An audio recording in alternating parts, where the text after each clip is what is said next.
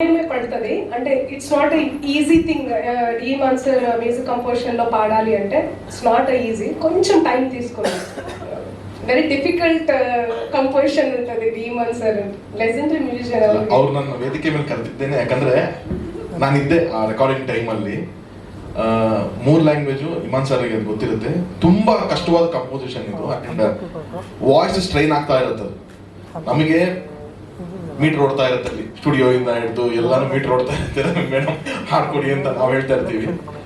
So ಅವತ್ತು ಇವ್ರು ಹಿಂದಿನ ದಿನ ಕೂಡ ಯಾವುದೋ ಒಂದು ಈವೆಂಟ್ ಅಲ್ಲಿ ಇದ್ರು, ಅದೆಲ್ಲ ಮುಗಿಸ್ಕೊಂಡು ಚೆನ್ನೈಗೆ ಬಂದ್ರು ರೆಕಾರ್ಡ್ ಮಾಡೋದಕ್ಕೆ ಅಂತ.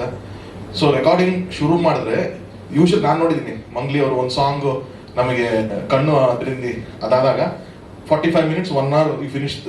ಅದು ಪಸಂದಾಗಲೇನೋ ಅಷ್ಟೇ, ಮ್ಯಾಕ್ಸಿಮಮ್ 1 hour ನಲ್ಲಿ ಆ ಸಾಂಗ್ಸ್ ಎಲ್ಲ ಫಿನಿಶ್ ಮಾಡಿದ್ರು. ಇದು ಆಲ್ಮೋಸ್ಟ್ 2 days ಲೆಕ್ಕ ನಾವು ಹಾಡ್ಸಿರೋದು 2 days. ಬಟ್ ಕಂಟಿನ್ಯೂಷನ್ ಅವರು ಮಧ್ಯಾಹ್ನ 4 o'clock ನಾವು ಶುರು ಮಾಡಿದ್ದು ಸಾಂಗ್. ಫಸ್ಟ್ ಒಂದು ಕನ್ನಡ ವರ್ಷ ಒಂದು ಲ್ಯಾಂಗ್ವೇಜ್ ಶುರು ಮಾಡಿ ಬೆಳಗಿನ ಜಾವ 4 ಗಂಟೆ ತನಕ ರೆಕಾರ್ಡ್ ಮಾಡಿ ಮತ್ತೆ ನೆಕ್ಸ್ಟ್ ಡೇ 10 ಗಂಟೆಗೆ ಬಂದು ಸಂಜೆ ತನಕ ರೆಕಾರ್ಡ್ ಮಾಡಿದ್ರು ಅವರು. ಅಂದ್ರೆ ಎಷ್ಟೊಂದು ಕಡೆ ಇಮಾನ್ ಸರ್ ಅವ್ರ ಟೀಮ್ ಅವರು ಓಕೆ ಮಂಗ್ಲಿ ಸಾಕು ಅಂತಂದ್ರು, ಇಲ್ಲ ಸರ್ ಈ ಕಂಪೋಸಿಷನ್ ಏನು ಒಂದು, ಯಾಕಂದ್ರೆ ತುಂಬಾ ಇದು ಟೆಕ್ನಿಕಲಿ ಕೂಡ ತುಂಬಾ ಚಾಲೆಂಜಿಂಗ್ ಇರುವಂತ ಸಾಂಗ್ ಇದೆ. ನಾನು ಯಾವ್ದು ಕಾಂಪ್ರಮೈಸ್ ಆಗಲ್ಲ, ನಾನು ಹಾಡ್ತೀನಿ. ಎಷ್ಟೊಂದು ಆಲಾಪನೆಗಳು ಈ ಲ್ಯಾಂಗ್ವೇಜ್ ಇದೆಯಲ್ಲ ಮೇಡಮ್ ಅದನ್ನೇ ಕಾಪಿ ಮಾಡಿ ಹಾಕೋ, ಇವಾಗ ಟೆಕ್ನಿಕಲಿ ಅದೆಲ್ಲ ಮಾಡ್ಬೋದು ನಾವು. ಬಟ್ ಅವ್ರು ಯಾವುದನ್ನು ಇಲ್ಲ ಬೇಡ ನಾನೇ ಹಾಡ್ತೀನಿ ಅದಷ್ಟು ಅಂತ ಅಂದ್ಬಿಟ್ಟು ಅವ್ರು ಈಗ ಅವ್ರು ಕೊಟ್ಟಂತ ಟೈಮಿಗೆ ನಾವು ಒಂದ್ ದಿವಸದಲ್ಲಿ ಎಲ್ಲ ರೆಕಾರ್ಡ್ ಮಾಡ್ಕೋಬಹುದು. ಇಲ್ಲ ಅಂತಂದ್ರೆ ಒಂದ್ ದಿವಸ ಬಿಟ್ಟು ಅವ್ರು ಮತ್ತೆ ಹೈದರಾಬಾದ್ಗೂ ರೆಕಾರ್ಡ್ ಏನ್ ಬೇಕಾದ್ರೆ ಮಾಡ್ಬೋದು ಆಪ್ಷನ್. ಬಟ್ ಈ ಸಾಂಗ್ ಮೇಲೆ ಅವ್ರು ಅಷ್ಟು ಇಷ್ಟ ಆಗಿ, ಇಲ್ಲ ಸರ್ ನಾನು ರೆಗ್ಯುಲರ್ ಒಂದು ಪೆಪ್ಪಿ ನಂಬರ್ಸು ಡ್ಯಾನ್ಸ್ ನಂಬರ್ಸು ಇದೆಲ್ಲ ಹಾಡಿದ್ದೀನಿ. ಅವರು ಆಲ್ಬಮ್ಸ್ ಮಾಡ್ಬೇಕಾದ್ರೆ ಡಿವೋಷನಲ್ ಹಾಡ್ತಾರೆ, ಯೂಶಲ್ ಆಗಿ ತುಂಬಾ ಎಮೋಷನಲ್ ಆಗಿ ಡಿವೋಷನಲ್ ಸಾಂಗ್ ಹಾಡ್ತಾರೆ. ಇದ್ರಲ್ಲಿ ಏನೋ ಒಂದು ಡಿವೋಷನಾಲಿಟಿ ಇದೆ ಸರ್, ನಾನು ದಯವಿಟ್ಟು ನನಗೆ ಬಿಡಿ ನಾನು ಈ ಸಾಂಗ್ ಹಾಡ್ತೀನಿ ಅಂತ ಬೆಳಗಿನ ಜಾವ 4 ಗಂಟೆ ತನಕ. ಇನ್ನೊಂದೇನಂದ್ರೆ ಅವ್ರಿಗೆ ಅವತ್ತು ಕಾಲ್ ಬೇರೆ ಸ್ಪ್ರೈನ್ ಆಗಿ ನಾನು ಅದೊಂದು ವಿಡಿಯೋ ಇದೆ ಅವ್ರು ತೋರಿಸ್ತೀನಿ. ನಾನು ಹಿಂಗ್ ಹಿಡ್ಕೊಂಡು ನಿಜ ನಾನು ಅವ್ರ ಸಿಸ್ಟರ್ ಬಂದಿದ್ರು, ಹಿಂಗ್ ಇಬ್ರು ಹಿಂಗ್ ಹಿಡ್ಕೊಂಡು ಅವರು ಇಮಾನ್ ಸರ್ ಫಸ್ಟ್ ಫ್ಲೋರ್ ಅಲ್ಲಿ ತನಕ ಕರ್ಕೊಂಡು ಹೋಗೋದು ನಾವು, ನಿಂತ್ಕೊಂಡು ಬೇರೆ ಹಾಡ್ಬೇಕು. ಎಷ್ಟು ಸ್ಟ್ರೈನ್ ಮಾಡ್ಕೊಂಡ್ರು ಅಂತ ನನಗೆ ಗೊತ್ತಾಗುತ್ತೆ. సార్ అప్పుడు ఏమన్నాను మేడం మనం క్లినిక్ కి వెళ్తున్నామా స్టూడియోకి వెళ్తున్నామా ಹಾಸ್ಪಿಟಲ್ ಗೆ వెళ్తున్నామా ಸ್ಟುಡಿಯೋకి వెళ్తున్నామా ಅಲ್ಲ ಅನಿಸ್ತಾ ಇತ್ತು. ಅದು ಕರ್ಕೊಂಡು ಹೋಗ್ತಾರೆ, ಅದು ಹಾಸ್ಪಿಟಲ್ ಹೋಗ್ತಾರೆ, ಎಲ್ಲರೂ ಇವರು ಯಾರೋ ಫ್ಯಾಮಿಲಿ ಅವರು ಇವರು ಅಂತ ಅನ್ನೋ ತರ ಇತ್ತು. ಸೊ ಹಾಗಾಗಿ but thank you so much ma'am. Next day also you cancelled all your works and you recorded this and that is the reason the song has come out so nice. You have been the biggest plus for this.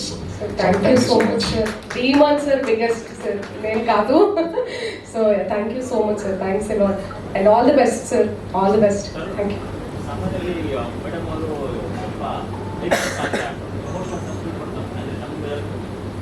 ಬಳಕೆ ಮಾಡ್ಕೊಳ್ಳೋ ಕಾರಣ ಅದೇ ನಾನು ಹೇಳ್ತಾ ಇರೋದು. ಅವ್ರು usual ಆಗಿ peppy songs ಒಳ್ಳೆ ಮಾಡ್ತಾನೆ అంటే యూజువల్ గా మీ పెప్పి సాంగ్స్ ఫాస్ట్ నంబర్స్ పాడతారు కదా, ఇది చాలా ఎమోషనల్ సాంగ్. ఎందుకు సెలెక్ట్ చేసుకున్నారు మంగ్లీ గారిని? నాకు చాలా ఇష్టం. యాక్చువల్లీ నేను క్లాసికల్ బ్యాక్గ్రౌండ్ నుంచి వచ్చాను, బట్ ఫోక్ అందరికీ ఫోక్ బాగా నచ్చుతుంది, క్లాసికల్ అందరికీ నచ్చదు కదా. సో క్లాసికల్ నేర్చుకున్న వాళ్ళకి, క్లాసికల్ తెలుసుకున్న వాళ్ళకే క్లాసికల్ నచ్చుతుంది. సో అందుకని నేను ఫోక్ ఎక్కువ పాడేదాన్ని. దాన్ని బట్టి నాకు ఈ peppy songs, fast number songs వచ్చేవి. బట్ ఇలా డీమాన్ సార్ లాగా కంపోజిషన్ అంటే కంపోజింగ్ చేయాలి అంటే చాలా కష్టం, అసలు ఎక్కడ కూడా చేయలేదు. సో అందుకని నాకు చాలా మంచిగా అనిపించి, మెలడీ కదా, ఎమోషనల్, నాకు చాలా ఇష్టం ఇలాంటి సాంగ్స్ పాడడం. సో అందుకని పాడాను. క్లాసికల్ సాంగ్స్ కానీ మెలడీ సాంగ్స్ కానీ పాడడం నాకు చాలా ఇష్టం. ನಮಗೂ ಅದು ಇದನ್ನ ತುಂಬಾ ಸಾಫ್ಟ್ವೇರ್ ಟೋನ್ ಬೇಕಾದ್ರೆ ಹೋಗ್ಬೋದಾಗಿತ್ತು. ಇನ್ನೊಂದು ಏನಾಗುತ್ತೆ ಅಂತಂದ್ರೆ ಇದೊಂದು ಬೇರೆ ಟೋನ್ ಅಂತ ಅನ್ಸುತ್ತೆ ನಮಗೆ, ಒಂದು ಕನೆಕ್ಷನ್ ಬೇರೆ ತರ ಫೀಲ್ ಆಗುತ್ತೆ ಅಂತ ಅನ್ನೋದಕ್ಕೋಸ್ಕರ ಇಮಾನ್ ಸರ್ ಈ ತರದ ಒಂದು ಟೋನ್ ಇದ್ರೆ ಚೆನ್ನಾಗಿತ್ತು. ಕಂಪೋಸಿಂಗ್ ಟೈಮಲ್ಲೇ ಹೇಳಿದ್ರು ಇದನ್ನ, ಇದು ಮೆಲೋಡಿಯಸ್ ಆಗಿ ಹೋಗಲ್ಲ, ಇದು ಒಂದು ಪೇನ್ ಇರುತ್ತೆ ವಾಯ್ಸ್ ಅಲ್ಲಿ, ಈ ತರದ ಒಂದು ಟೋನ್ ಬೇಕು ಅಂತ ಅವ್ರು ಹೇಳಿದಕ್ಕೆ ಅವಾಗ ನಾನು ಸರ್ ಮಂಗ್ಲಿ ಅವರು ಸೂಟ್ ಆಗ್ತಾರೆ ವಾಯ್ಸ್ ಸಾಂಗ್ ಪರ್ಫೆಕ್ಟ್ ಆಗಿರುತ್ತೆ ಅಂತ. ಕಂಪೋಸಿಂಗ್ ಟೈಮಲ್ಲೇ ಅವ್ರ ವಾಯ್ಸ್ನ ಅವ್ರ ಟೋನ್ನ ತಲೆಯಲ್ಲಿ ಇಟ್ಕೊಂಡೇನೆ ಕಂಪೋಸಿಂಗ್ ಮಾಡಿದಂತ ಇದು ಸಾಂಗ್. ಸೊ ಅವ್ರು ಯಾವಾಗ ಅವ್ರ ಡೇಟಿಗೆ ವೇಟ್ ಮಾಡಿನೇ ನಾವು ಸಾಂಗ್ ರೆಕಾರ್ಡ್ ಮಾಡ್ಕೊಂಡಿದ್ದೀವಿ. ಸೊ ಹಾಗಾಗಿ ನಮ್ಗೆ ಇದ್ದಿದ್ದೇನಂದ್ರೆ ಇಂಟೆನ್ಷನ್ ನನಗೇನಂದ್ರೆ ಓಕೆ ನಮ್ಮ ಫಿಲಮಲ್ಲೂ ಸಾಂಗ್ಸ್ ಕಂಟಿನ್ಯೂ ಆಗಿ ಹಿಟ್ ಆಗಿದೆ. ಅಂಡ್ ರಾಣಾ ಅವರು ಫಿಲಮ್ ಮಾಡಿದಾಗ್ಲೂ ಅನ್ನೋದು ಹೆಣ್ಣಿಗೂ ದೊಡ್ಡ ಹಿಟ್ ಸಾಂಗ್ ಹೌದು. ಬಟ್ ಸ್ಟಿಲ್ ಒಂದು ಸಿಂಗರ್ ಅಂತಂದ್ರೆ, ಒಂದು ಆಕ್ಟರ್ ಅಂತಂದ್ರೆ ನಾನು ನಂಬೋದು ವರ್ಸಿಟಾಲಿಟಿ ಇರುತ್ತೆ. ಏನ್ ರೆಗ್ಯುಲರ್ ಮಾಡ್ತಿದ್ದಾರೆ ಅದನ್ನ ಬ್ರೇಕ್ ಮಾಡಿ ಏನೋ ಮಾಡಬೇಕು ಅಂತ ಅನಿಸ್ತಾ ಇರುತ್ತೆ ಯಾವಾಗಲೂ. ಸೊ ಆ ನಿಟ್ಟಿನಲ್ಲಿ ನನಗೆ ಇದೊಂದು ರೆಗ್ಯುಲರ್ ಪ್ಯಾಟರ್ನ್ ಬ್ರೇಕ್ ಮಾಡಿ ಟ್ರೈ ಮಾಡಬೇಕು ಅಂತಾನೆ ತಗೊಂಡಿದ್ದ ಚಾನ್ಸ್.